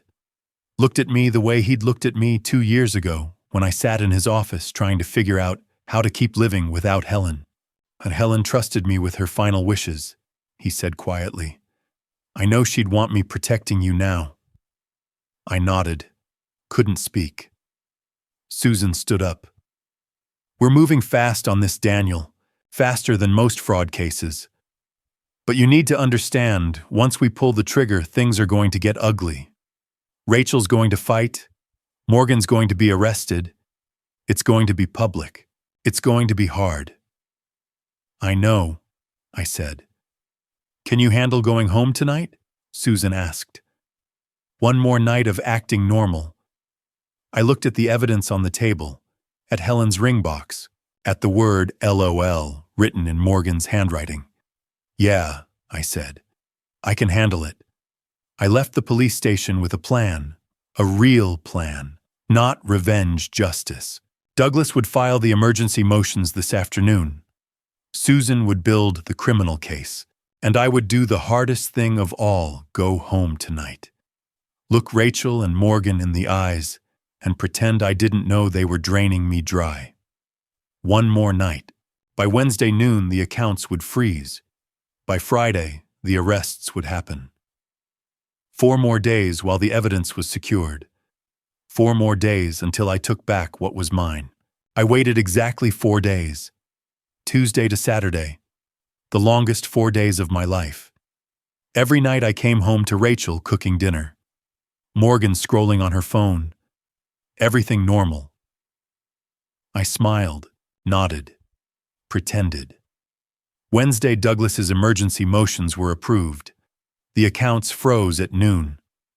Rachel tried using her debit card at Target that afternoon, and it declined. She came home confused, asked me if there was a problem with the bank. I told her I'd call them Monday. She believed me. Thursday, Susan called. The digital forensics came back clean. IP addresses matched our home router. Device IDs matched Rachel's laptop and Morgan's phone. The evidence was locked tight. Friday, Douglas filed the divorce petition. Service scheduled for Monday. Saturday morning at 4:30, I woke up before my alarm. By 5, I was in my truck driving toward Grand Valley State University. I had the spare key to the Honda Civic in my pocket, the one I'd kept when we co-signed 6 months ago. The student parking lot was empty at that hour. Frost covered every windshield. The streetlights cast long shadows across the asphalt. My breath fogged in the cold air. I found the Civic in the back row. Same spot it had been in 4 days ago when I'd opened the glove compartment and found Helen's ring. I unlocked the door, got in, started the engine. The dashboard lit up. The heater kicked on. Cold air blasted from the vents. I sat there for a minute, hands on the steering wheel, waiting for the car to warm up, waiting for what I knew was coming. The dorm door flew open. Morgan came running out in her pajamas and a hoodie. No shoes, just socks. Her breath came out in clouds. "What are you doing?" she screamed. "That's my car." I rolled down the window, looked at her. "No," I said calmly. "It's mine, registered in my name. I'm on the title. You're not. I need it for class." "You need a lot of things," I said. "A car isn't one of them." Her face twisted, turned red. "You can't just take it." "I can," I said, "and I am." "My real dad is in prison," Morgan shouted. Her voice cracked. Real tears now. Or maybe fake ones. I couldn't tell anymore. "You're all I have." I looked at her. Really looked at her. The girl who'd called me an old guy, who'd worn Helen's ring for fake engagement photos, who'd written LOL 17 times in a notebook full of plans to destroy me. "Your real dad is in prison," I said quietly, "and your fake dad just got paroled." Her face went pale. Her mouth opened. Nothing came out. "You're ruining my life." "No," I said. "I'm stepping out of it." Tires screeched behind me. Rachel's car came flying into the parking lot. She was wearing my flannel shirt over her pajamas. No coat, hair uncombed. She slammed the car into park and jumped out. "Daniel, stop." She ran toward the Civic. "You can't take her car." I stayed calm, kept my hands on the steering wheel, kept my voice steady. "Tuition auto pay was canceled yesterday," I said. "Phone plan was deleted. Car insurance was terminated. Joint account was frozen by court order. 3 credit cards were reported as identity theft." Rachel stopped, stood there in the middle of the parking lot in her socks and my flannel shirt. Her face went white. "You reported me." "I reported fraud," I said. "The police determined who committed it. You're being petty, Daniel." "I'm doing exactly what you said I said. The pulse is still here, but the checking account isn't." Morgan was staring at me, her mouth open, eyes wide. She looked terrified. "Good." I reached into my coat pocket, pulled out her spiral notebook, the one I'd found in her car 4 days ago. I held it up so she could see it. I found your plans," I said. "All of them." Her eyes went huge. She took a step back. "Plan A, Plan B, Plan C," I said. "The texts with your mom, the fake engagement photos with Helen's ring, the list of things you were going to steal when you left. I found all of it, Morgan." She looked at Rachel. Rachel looked at me. For the first time since I'd met her, Rachel looked scared. "How long have you known?" Rachel asked. Her voice was barely a whisper. 4 days, I said. "Since Tuesday. I've been pretending, just like you taught Morgan to pretend." Rachel's face changed. The fear turned to anger. She grabbed Morgan's arm. "Come on," she said. "We're leaving." "Where are we going?" Morgan's voice cracked. "Anywhere but here." Rachel started pulling Morgan back toward the dorm, but she stopped, turned around, pointed at me. "You're going to regret this, Daniel," she said. Her voice shook. "I'm calling my lawyer. You can't just freeze our accounts. You can't just take her car. I'm going to sue you for everything." "Good," I said. "My lawyer's expecting your call. Douglas Freeman. You can reach him Monday morning." Rachel froze. Actually froze, like someone had poured ice water down her back. "You have a lawyer." "For 4 days now," I said. "Divorce petition was filed Friday. You'll be served Monday." Morgan started crying. Big, ugly sobs. The kind that come when you realize you've been caught and there's no way out. The kind that come when the con falls apart and there's nothing left but the truth. Rachel grabbed her tighter, pulled her toward the dorm. "Come on, now!" They stumbled across the parking lot, Rachel's arm around Morgan's shoulders. Morgan in her socks crying into her hands. I sat there in the Civic, engine running, heater blowing warm air now. I put the car in drive. In the rearview mirror, Rachel was on her phone, pacing back and forth in front of the dorm. Angry, desperate. Morgan was sitting on the curb with her face in her hands. I didn't feel anything. Not triumph, not guilt, just relief. For those who've made it this far, drop a 1 in the comments. I'd love to see who's following along. Quick reminder, what comes next contains dramatized elements that aren't completely true to life.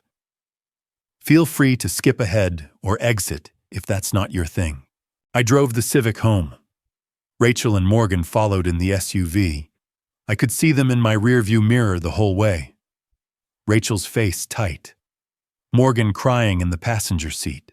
I pulled into the driveway, sat there for a minute with the engine off, looking at the porch light Helen had installed, the mailbox we'd painted together, the flower bed she'd planted that first spring. "I'm sorry it took so long," I said out loud. "But they're leaving. It's ours again." I got out, walked to the front door, unlocked it. Rachel's SUV screeched into the driveway 20 minutes later. She jumped out.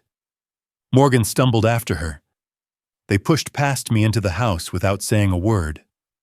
I stayed outside, sat on the porch steps, listened. Crashes, slamming drawers, footsteps pounding up and down the stairs. Rachel's voice sharp and angry, barking orders at Morgan. "Get your things, just your things. Don't take anything that's his." More crashes, the sound of hangers scraping across closet rods, boxes being dragged across hardwood floors. I sat there, waited. At noon, suitcases started piling up in the driveway. Black rolling bags, cardboard boxes with Morgan's handwriting on them. Garbage bags stuffed with clothes. Rachel came out carrying an armload of toiletries, threw them into the back of the SUV, went back inside without looking at me. Morgan came out next. Red eyes. Mascara streaked down her face. She stopped at the bottom of the porch steps, looked at me. "I hope you're happy," she said. I didn't say anything. She got in the SUV, slammed the door. Rachel was on her phone, pacing in the driveway, her voice loud enough that I could hear every word. "Trevor, I need you to file an emergency motion. Today. He froze our accounts. He took her car. He's kicking us out of the house. I don't care if it's Saturday. That's why I'm paying you Trevor Nash." Her lawyer. The one she'd threatened to call. Good luck with that. By 2:00, they were done. The SUV was packed so full, the back window was blocked. Suitcases, boxes, bags, everything they'd brought into my house 6 months ago. Rachel came out one last time, stood in the doorway, looked at me. "This isn't over," she said. "Yes, it is," I said. She slammed the door so hard the picture frames rattled. The SUV pulled out of the driveway, down the street, around the corner. Gone. The house went quiet. No more heavy perfume in the bathroom. No more music pounding through the walls. No more slamming doors or raised voices or tension thick enough to choke on. Just the sound of the furnace kicking on, the hum of the refrigerator, the tick of Helen's clock on the kitchen wall. I walked inside, looked around. The living room was the same. The dining room table still had Helen's ceramic dishes in the cabinet. The photo of her on the wall hadn't been touched. They'd taken their things. Nothing more. I went to the kitchen, opened the fridge, found the container of chili I'd made on Thursday, reheated it, stood at the counter and ate it straight from the bowl. No plate, no table, just me and the warm food and the steam rising between us. I didn't feel triumphant, didn't feel vindicated. I felt quiet. The kind of quiet that doesn't press on your chest, the kind that lets you breathe, silence that made room for truth. I finished eating, washed the bowl, set it in the dish rack to dry. Then I walked into the living room, sat down in my chair, the one I'd sat in for 30 years, the one Helen used to curl up next to while she read. I looked at her photo on the wall. "We're okay," I said out loud. "The house is ours again." That night I slept through until morning for the first time in 16 months. No waking up at 3 a.m., no racing thoughts, No lying there listening for footsteps or doors slamming or voices in the hallway. Just sleep. Deep. Quiet. Earned.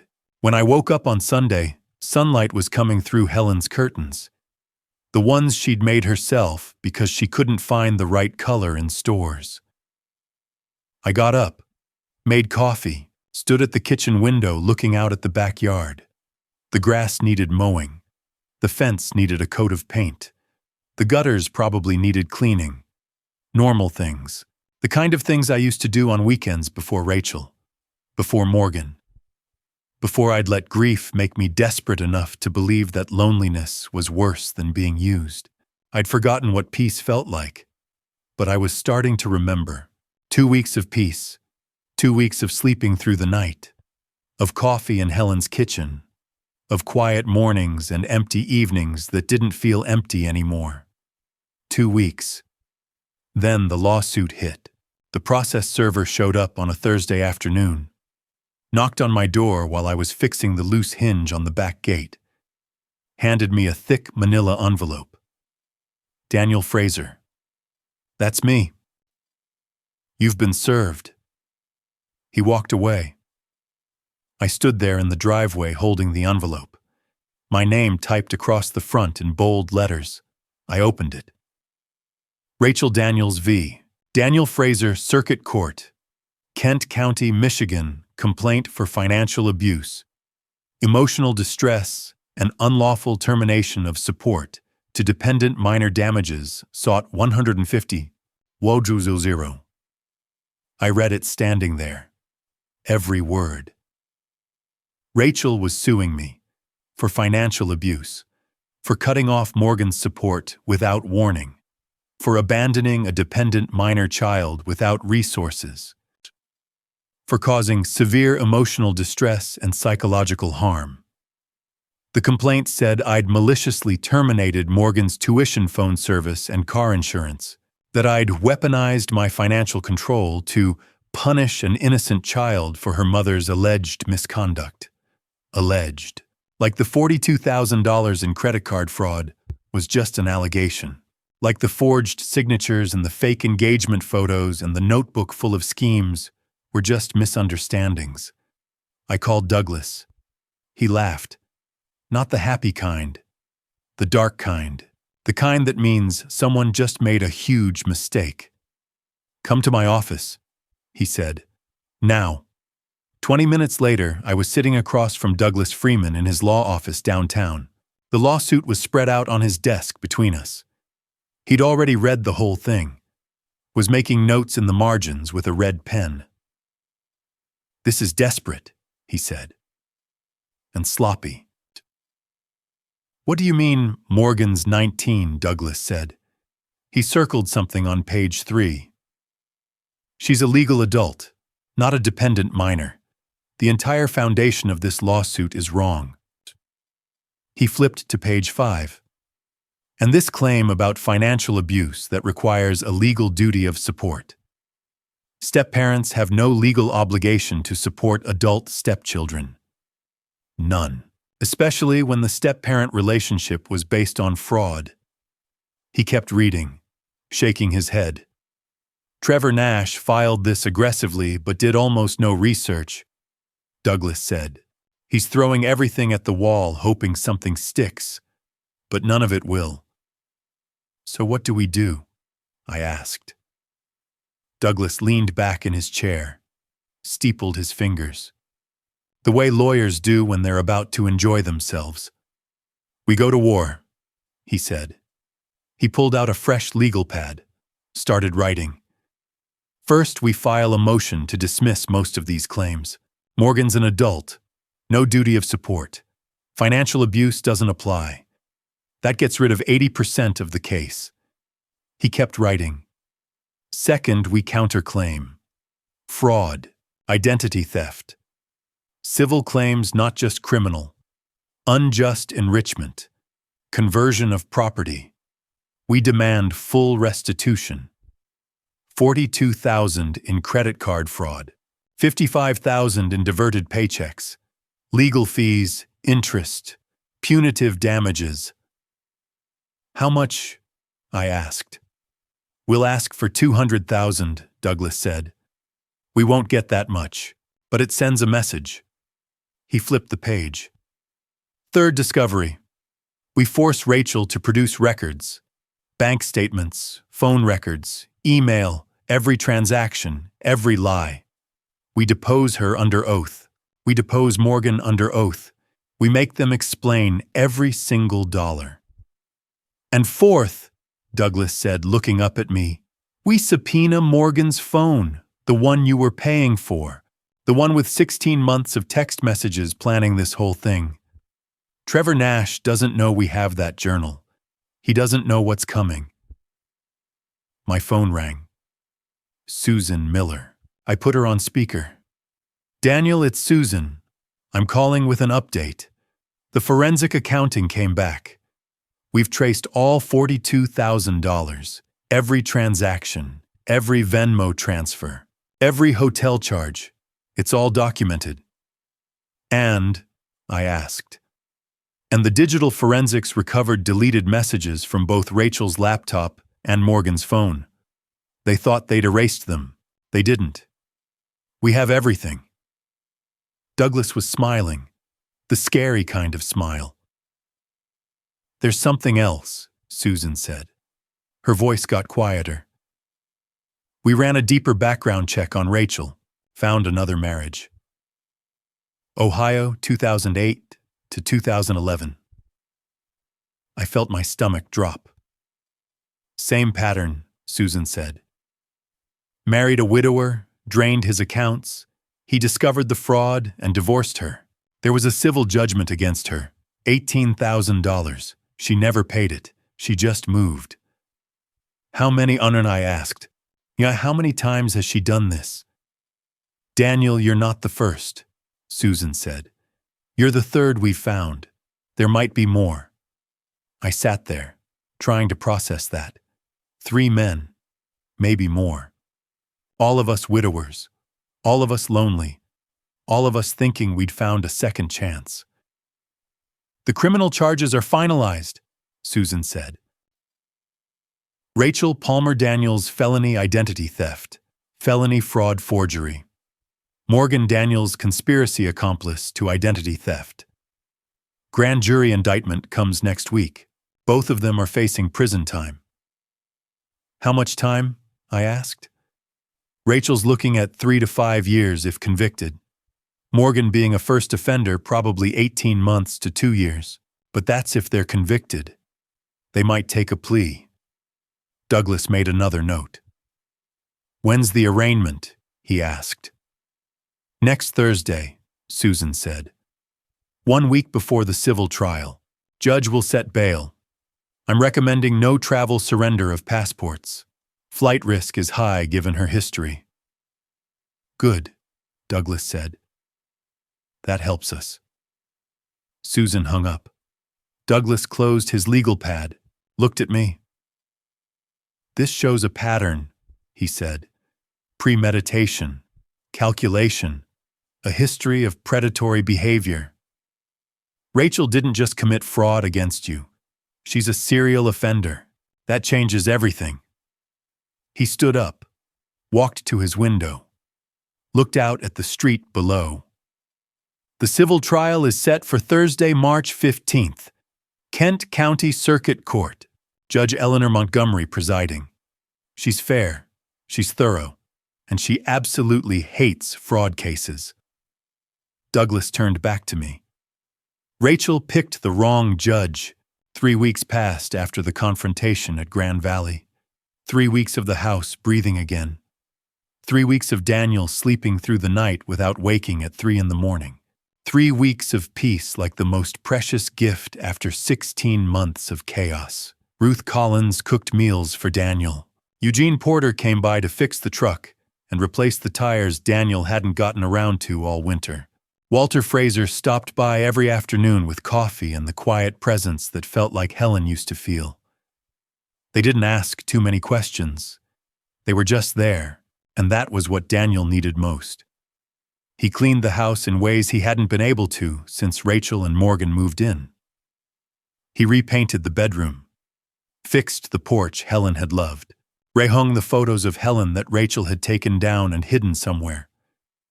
The house was coming back to Helen, coming back to Daniel, coming back to the truth. But Douglas Freeman didn't let Daniel forget about the approaching trial.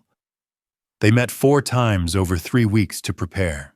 Douglas organized the evidence into categories: bank statements, Morgan's notebook with plans A, B, and C, the deleted messages Susan had recovered, social media posts with Helen's ring, the forged signature on the joint account, 17 pages of credit card fraud, 12 pages of joint account theft, all arranged neatly in thick navy blue folders. Detective Susan Miller had completed her criminal investigation report.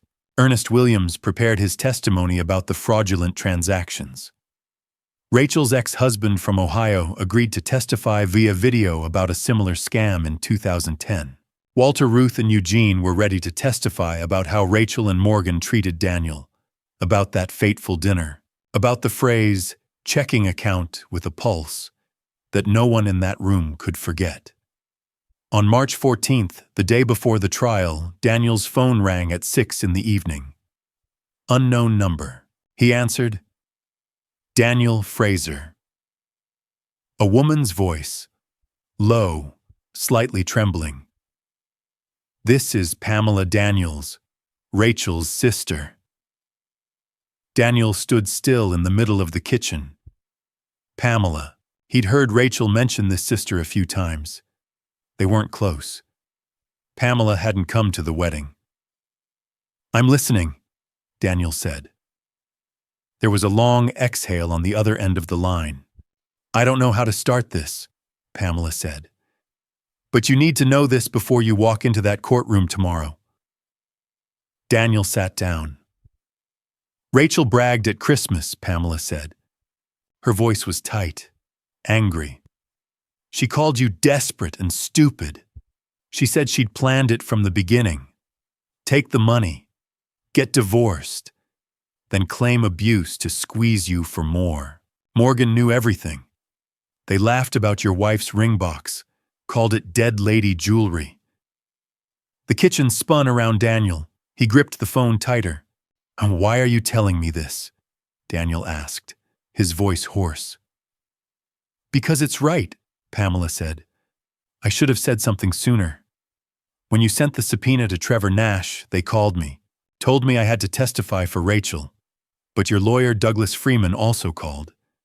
He asked if I wanted to tell the truth. I said yes. You'll testify for me? Daniel asked. I'll tell the truth, Pamela said. Even though Rachel's my sister, she's wrong. You didn't deserve this. Daniel closed his eyes. Pamela's voice reminded him of Helen's voice, not in sound, but in truth, in kindness that didn't need explanation. Thank you, Daniel said. You don't know how much this means. I'm not doing this for you, Pamela said gently. I'm doing it because it's right. Rachel used you, and she's used others before you. It has to stop. When he hung up, Daniel sat quietly in the dark kitchen. The navy blue evidence box sat on the table. Helen's photo looked at him from the picture frame he'd put back on the refrigerator. The wall clock ticked steadily. The wall Rachel had built was crumbling, one brick at a time. Tomorrow, March 15th, everything would be laid bare before Judge Eleanor Montgomery, before justice, before truth. Daniel stood and opened the closet. The navy blue suit Helen had picked out for him last year still hung there. The white dress shirt was pressed flat. The leather shoes were polished. He hung the suit on the bedroom door. Tomorrow was the day of justice. Tomorrow was the day of truth. Tomorrow was the day of freedom. The morning of March 15th arrived cold and clear. I stood outside the Kent County Courthouse looking up at the stone columns and the Michigan flag snapping in the wind. The building smelled like old wood and floor wax, like justice waiting to be served. I wore the navy blue suit Helen had picked out. The white shirt was crisp, The shoes polished to a mirror shine. I felt her with me. Not in some mystical way, just in the quiet certainty that I was doing what she would have wanted me to do. Douglas Freeman met me at the entrance. "Ready?" he asked. "Let's finish this," I said. The courtroom filled slowly. On my side, Douglas at the counsel table, Walter in the front row, Ruth and Eugene beside him, Ernest Williams near the back. On Rachel's side, Trevor Nash in an expensive gray suit, Morgan beside him in a conservative dress that looked like Trevor's idea, and unexpectedly, Pamela Daniels sitting alone in the middle section, equidistant from both sides. The gallery was surprisingly full. Word had spread through the church community, through my co-workers at Municipal Works, through the neighborhood. People came to witness, to support, to see justice unfold. At 9 o'clock sharp, the bailiff stood. "All rise. The Honorable Judge Eleanor Montgomery presiding." Judge Montgomery entered from the side door. She was in her early 60s with steel gray hair pulled back in a tight bun and eyes that missed nothing. She took her seat at the bench with the kind of authority that filled the room without a single word. "Be seated," she said. Her voice was firm, but not unkind. "We're here today in the matter of Daniels versus Fraser. Civil case number 2026 CV 1847. Counselors, your opening statements." Trevor Nash stood first. He adjusted his silk tie and approached the jury box, even though there was no jury. "Just Judge Montgomery. Just the truth. Your Honor," Trevor began, "this is a simple case of a controlling husband who, when his authority was challenged, retaliated by cutting off financial support to his wife and stepdaughter without warning or cause. My client Rachel Daniels is seeking $150,000 in damages for emotional distress, financial hardship, and breach of marital obligation." Trevor spoke smoothly, confidently, like he'd done this 100 times before. Douglas stood when Trevor finished. "Your Honor," Douglas said quietly, "this is not a family dispute. This is identity theft, fraud, and conspiracy. The evidence will show that Rachel Daniels stole $42,000 using credit cards opened fraudulently in Mr. Fraser's name, that she forged his signature to access a joint bank account and redirected his entire paycheck for 12 months, that her daughter Morgan Daniels was a willing accomplice. This is not about a broken marriage. This is about organized financial predation." A murmur rippled through the gallery. Judge Montgomery's gaze sharpened. "Proceed, Mr. Nash," she said. Trevor called Rachel to the stand first. Rachel walked to the witness box with her head down, her hands folded. She wore a plain gray sweater and black pants. No jewelry, no makeup. She looked like a victim. Exactly what Trevor wanted. She placed her hand on the Bible and swore to tell the truth. Trevor led her through the story carefully. How she'd met me at a church potluck, how I'd been grieving, how she'd helped me heal, how we'd fallen in love, how Morgan had tried so hard to connect with me but I'd been cold, distant, how when Morgan finally spoke her mind at that dinner I had lost control, how I'd cut them off without warning, taken the car in the middle of the night, how they'd had to flee to her sister's house in fear. Rachel's voice trembled in all the right places. When Trevor sat down, Douglas stood. "Ms. Daniels," Douglas said evenly, "did you open credit cards in Mr. Fraser's name?" "We needed household items," Rachel said softly. "Without his permission?" "He knew. I'm sure he did." "Did he sign for these accounts?" Douglas placed a document on the projector. 3 signatures, all slightly different from my actual signature. All too round in the D. All too looped in the F. Rachel stared at the screen. "I don't recall exactly." "You forged his signature." "Yes or no?" Silence. "I had verbal consent." Rachel said finally. Do you have any proof of this verbal consent, a recording, a text message? No, but... You used these cards for luxury goods hotels and transfers to Morgan Daniels? Correct. Some purchases. Did Mr. Fraser benefit from any of these purchases? Not directly. Not at all. Correct. Silence. Douglas let the silence hang in the courtroom. Then he placed another document on the projector. The joint account application. The forged signature. The redirected paycheck. You opened this account 16 months ago without Mr. Fraser's knowledge. You forged his signature here as well, and you redirected his entire paycheck $2,300 every 2 weeks into this account for 12 months. Correct. Rachel's face flushed. I needed to manage our finances. You stole $55,000 from him. Yes or no? I was his wife. Yes or no, Ms. Daniels? Trevor stood. Objection. Badgering the witness. Judge Montgomery looked at Rachel, then at Douglas. Overruled, she said. Answer the question, Ms. Daniels. Rachel's hands trembled. I had access to the account. Because you forged his signature to give yourself access. Correct? Yes, Rachel whispered.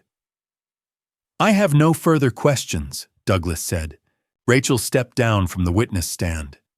Her face was pale. Her hands shook. Trevor stood to steady her, but she pulled away and walked quickly back to her seat. The courtroom was silent except for the faint hum of the heating system. Judge Montgomery looked at Trevor. Mr. Nash, your next witness. Trevor stood adjusting his expensive tie. The defense calls Morgan Daniels. Morgan stood and walked to the witness box. Her chin was high, defiant. She wore the conservative dress Trevor had likely insisted on, but her eyes were cold. Her hand rested on the Bible like it was burning her. Ms. Daniels, Trevor began, please tell the court about your relationship with Mr. Fraser. The corner of Morgan's mouth lifted. Relationship, she said. He's not my dad. He's just some guy who thought money could buy him a family. Morgan sat in the witness box with her chin raised, her arms crossed. She looked at Trevor Nash like they'd rehearsed this moment 100 times. Mrs. Daniels, Trevor said gently, please tell the court about your relationship with Mr. Fraser. Morgan's expression softened just enough to seem vulnerable without losing her edge. Daniel was never really a father to me, she said.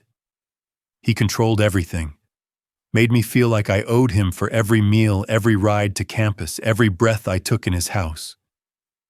She paused, let her voice crack slightly. I just wanted to be a normal college student, but he made that impossible.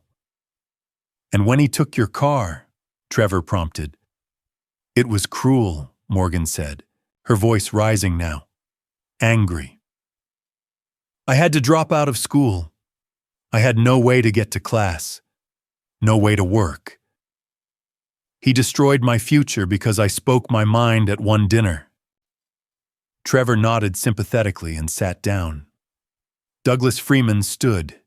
He buttoned his jacket and approached the witness box slowly. When he spoke, his voice was calm, almost conversational. Ms. Daniels, how old are you? 19, Morgan said.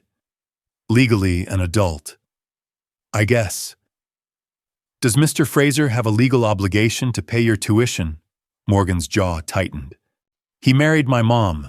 Yes or no, Ms. Daniels? No, she said sharply. Did you know your mother opened credit cards in his name? No, Morgan said quickly, too quickly.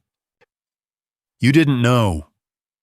Douglas reached into his briefcase and pulled out the spiral-bound notebook, the one I had found in the back seat of the Civic. Is this your handwriting?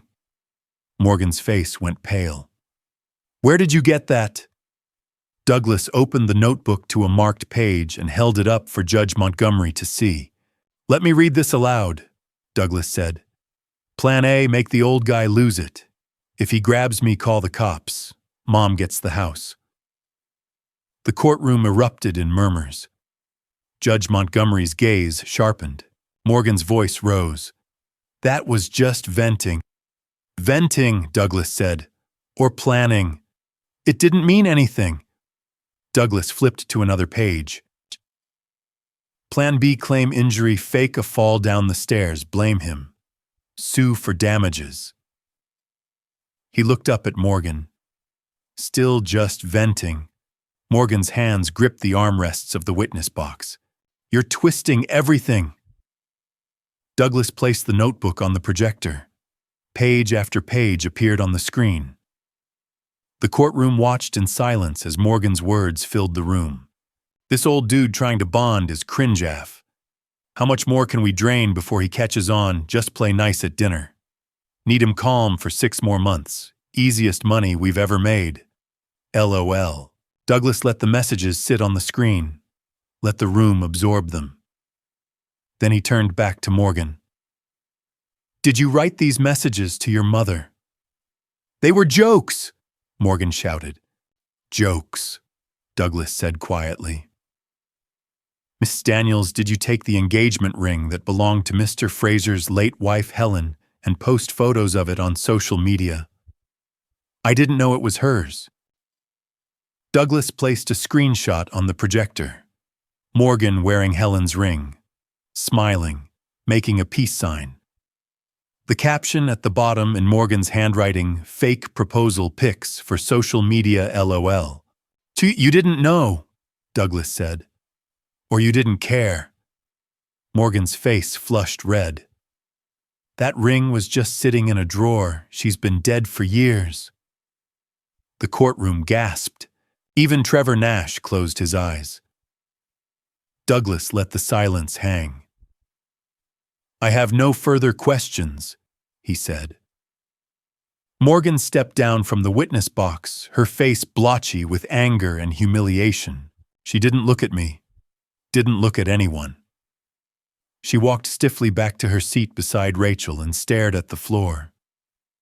Trevor Nash stood, but his confidence had cracked. The defense rests, Your Honor. Judge Montgomery nodded. Mr. Freeman, you may call your witnesses. Douglas called Ernest Williams first. Ernest took the stand with the steady calm of a man who'd known me for over 25 years.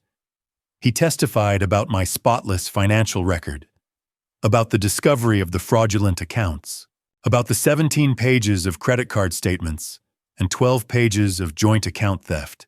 The projector displayed the transactions in clinical detail. Louis Vuitton, Coachella, Hyatt Regency, Sephora, Nordstrom, Apple Store, 37 Venmo transfers to Morgan Daniels. Cheap tuned $1,000.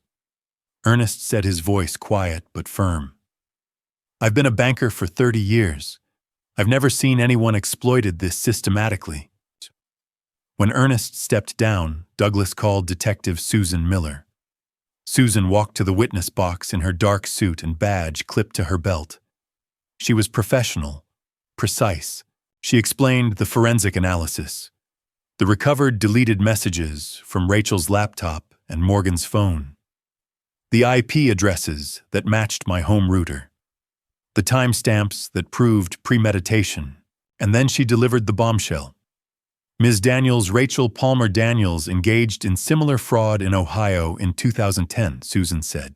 How she married a widower, opened credit cards in his name, and fled when he discovered the theft.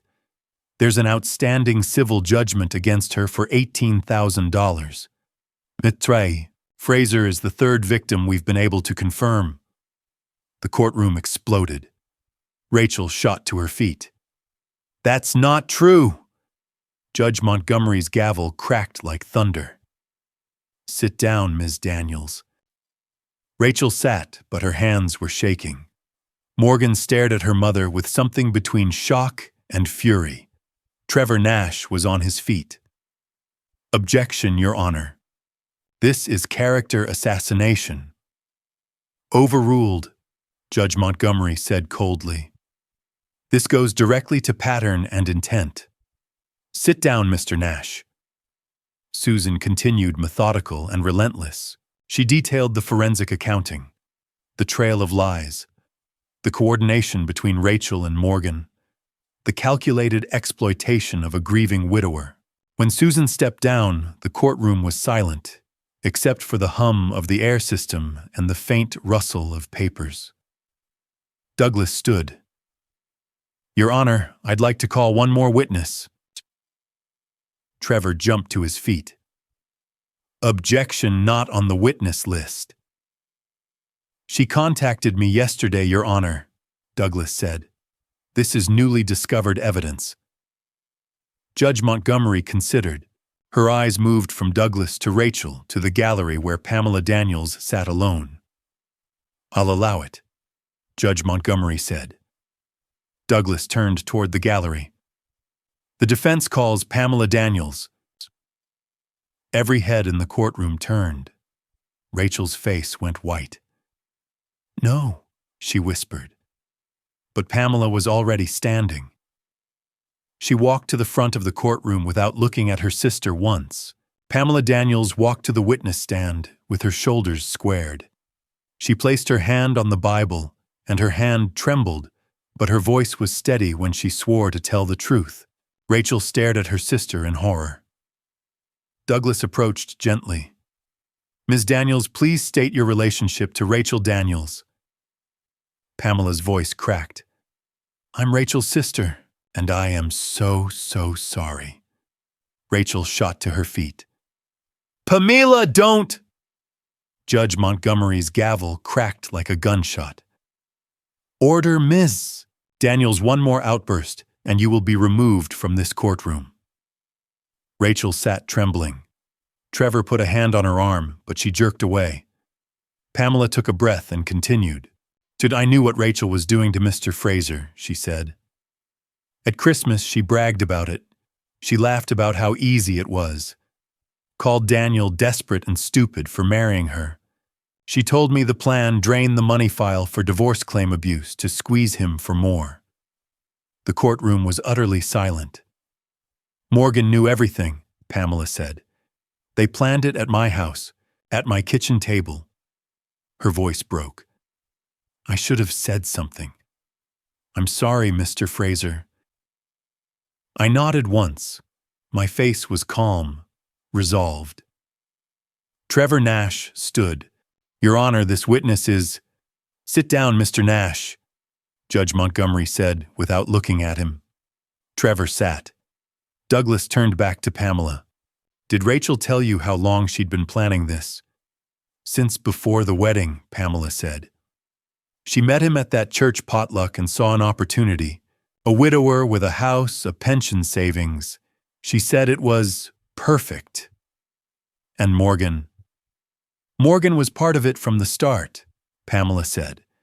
"Rachel trained her, taught her how to play the victim, how to provoke him, how to document everything for a lawsuit." Pamela's hands gripped the edges of the witness box. Morgan called him the wallet with a pulse at Thanksgiving.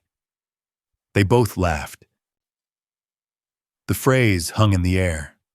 The same phrase Rachel had used at the dinner. The same phrase Morgan had just screamed in the courtroom. Douglas let the silence settle. "Thank you, Ms. Daniels. No further questions." Trevor stood for cross-examination, but his usual confidence was gone. "You're betraying your own sister," he said. Pamela looked at Rachel, then back at Trevor.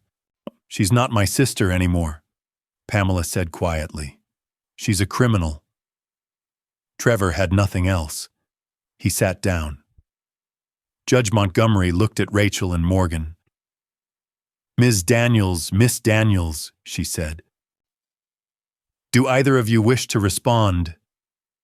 Rachel stood, tears streaming down her face. "Your Honor, I can explain," Morgan exploded. She shot to her feet, her chair scraping loudly against the floor. "This is bullshit!" Morgan screamed. "The evidence is fake." "Sit down, Miss Daniels." Judge Montgomery's voice cut like a blade. But Morgan didn't sit. She turned and pointed at me, her face twisted with rage. "He told me he loved me," she shouted. "Now he's destroying my life because I wouldn't call him Dad." Miss Daniels.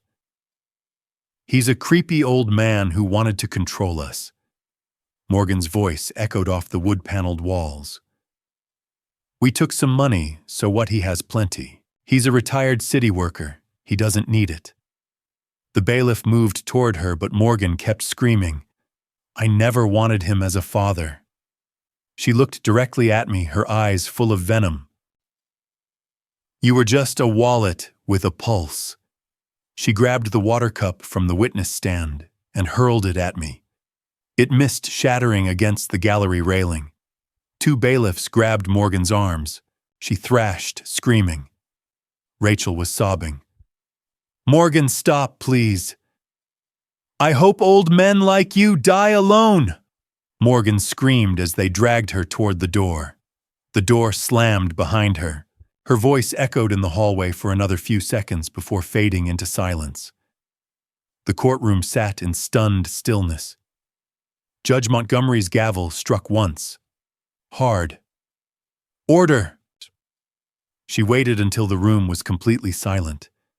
Then she leaned forward, her eyes sweeping across the courtroom. "I have presided over this court for 18 years, Judge Montgomery said. Her voice was cold, controlled, terrifying in its calm. "I have never witnessed a display like this. The evidence before me is not only overwhelming, it is deeply disturbing." She looked at Rachel. Rachel stared at the table, tears dripping onto her folded hands. "The fraud is documented," Judge Montgomery continued. "The forgery is proven, the conspiracy is evident, and Miss Daniels just confirmed every allegation with her own words." She paused. 15-minute recess, Judge Montgomery said. "Bailiff, keep Miss Daniels in custody. When we reconvene, I will render my judgment." The gavel struck again. 15 minutes felt like an hour. I sat in the hallway with Douglas and Walter. No one spoke. What was there to say? Morgan's explosion had said everything. Wallet with a pulse. She'd thrown my humiliation back in my face in front of everyone. But this time it didn't hurt, because everyone had seen her for what she really was. Not a misguided teenager, a conspirator, a fraud, a thief. When the bailiff called us back, Morgan was gone, taken into custody. Rachel sat alone at the defense table, Trevor whispering urgently beside her. She looked smaller, broken. When Judge Montgomery returned, the entire courtroom stood. And I knew this was it. This was justice. Judge Eleanor Montgomery returned to the bench. The courtroom rose. The air was electric. "Be seated." She looked down at her notes, then up at Rachel. "Ms. Daniels and Miss Daniels conspired to defraud Mr. Fraser of $42,000 through identity theft, forgery, and calculated manipulation. They planned to falsely accuse him of abuse. They mocked his grief. They violated the memory of his deceased wife. When caught, they performed as victims." Rachel's head dropped. "This court finds in favor of Daniel Fraser on all counts. The divorce is granted. No alimony, no property division. Ms. Daniels is ordered to pay full restitution of $42,000. Judge Montgomery turned to the bailiff. "I am referring this case to the Kent County prosecutor for immediate criminal charges. Felony identity theft, felony fraud, conspiracy. Both defendants are remanded into custody." Two bailiffs moved toward Rachel. She collapsed as they handcuffed her. "Daniel, please." I stood. "I'm not your Daniel anymore." I walked out. Douglas, Walter, Ruth, Eugene, and Ernest followed. Outside, the March sun was warm. The snow had melted. Buds showed on the trees. Walter put a hand on my shoulder. "It's over, Danny." Douglas smiled. Helen would be proud. I nodded. I couldn't speak. The criminal sentencing came 6 weeks later. Both pleaded guilty to avoid trial. Rachel received 3 years in prison, 5 years probation, and full restitution of $42,000. Morgan got 18 months, 5 years probation, and joint responsibility for the debt. I attended. I sat in the back. Morgan glanced at me once her eyes held shame, not defiance. When it was over, I walked out and drove home. Spring turned to summer. I joined St. Paul's volunteer repair ministry. Walter and I fixed houses for widows, the elderly, the disabled. We replaced rotted porch boards and hammered shingles side by side. I bought a forest green Ford F-150 at an estate auction in Kalamazoo for $3,800. It looked exactly like my father's old truck. The vinyl seats breathed in the heat. The dashboard smelled like pine tar. The radio only got country stations. It was perfect. At home, Helen's photos went back on the walls. Her wedding china came out of storage. Friday nights, Walter came over to grill steaks and watch college football. The community wrapped around me like a blanket. The house breathed again. The letter arrived 2.5 years after the trial. I read it 3 times before I understood what it said. Fraser, I don't expect you to read this. I don't deserve your time. I spent 18 months thinking I was the victim. It took losing everything to see the truth. You loved me, and I weaponized it. Helen's ring box, 23 likes. That's the price I put on her memory. You held my hair when I was sick. I planned to destroy you. I finally understand what I destroyed. I'm sorry. I've been out 4 months, working at Burger King, paying $200 a month in restitution for life, trying to be better. Not for you. For me. I don't expect forgiveness. I just wanted you to know I finally get it. Morgan Daniels, 847392. I folded the letter and put it in a drawer. I told Walter about it that Friday. She apologized. Walter asked if I'd write back. No, I said. Some doors should stay closed. We didn't talk about it again. 3 years after the trial, I sat in my F-150 at the Grand River overlook at dawn. Coffee steamed in my thermos. I was 57 now. I took inventory, house paid off, and peaceful 2 years from retirement. With a good pension, 67 houses repaired, through the ministry. Walter healthy, Ruth and Eugene close as family. The future was wide open and mine. I buried Helen on a Tuesday, I said aloud to the empty truck. I thought that was the worst thing I'd ever face. I was wrong. Worse than losing someone who loved you is being used by someone who never did. I started the truck and drove to Mr. Patterson's house. The old veteran needed his porch fixed. Walter was already there, toolbox open. Morning, Danny. You bring the level. I grabbed my tools. When don't I? I climbed the steps. The radio played old country. The sun was warm. I drove past the courthouse and felt nothing. I drove past Cornerstone Bank and waved at Ernest through the window. I worked beside my brother in comfortable silence. Peace. If you've ever carried more than your share, been taken for granted, loved someone who only saw you as a transaction, you're not alone. Your story isn't over. Sometimes the quietest voices carry the strongest truths. Sometimes the most powerful thing you can do is turn off the lights on someone else's circus and walk back into your own life. I'm Daniel Fraser. Grand Rapids, Michigan. Still standing. Still breathing. Still here. That's not revenge. It's not even justice. It's just life. The real kind. The kind that's quiet and lasts. Looking back, I see the mistakes clearly now. I rushed into something because I was lonely. I ignored the red flags because I wanted to believe in second chances. I let grief cloud my judgment. Don't be like me. Don't mistake someone's interest in your resources for interest in you. Don't ignore your gut when something feels wrong. Don't let loneliness make you vulnerable to predators. The drama family situations like mine happen every day. Widows, widowers, divorced people, good people getting targeted by those who see opportunity instead of humanity.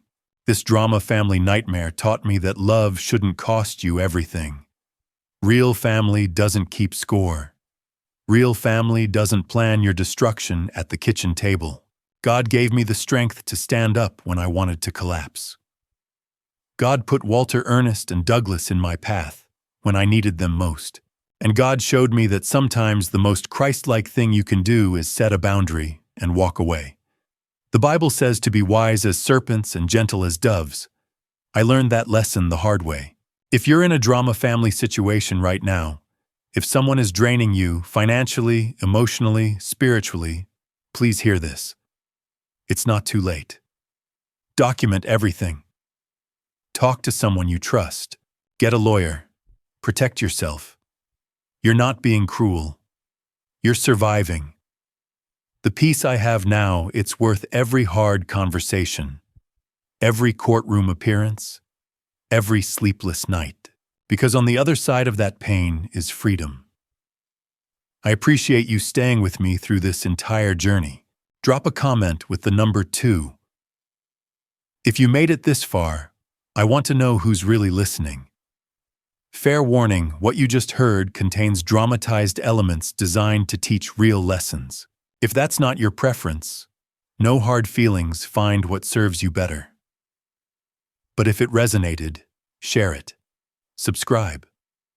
Someone in your life needs to hear this story before it becomes their own.